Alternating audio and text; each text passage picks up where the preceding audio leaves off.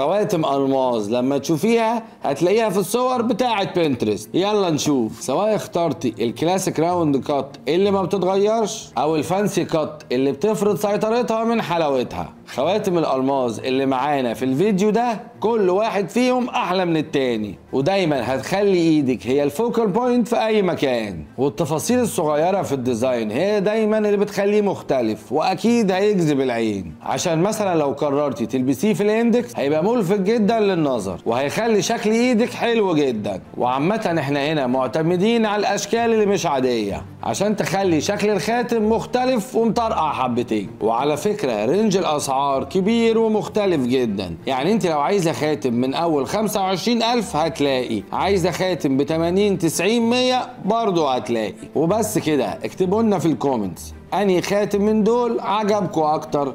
كان معاكم دكتور ياسر الطويل وده الجواهرجي. سلام.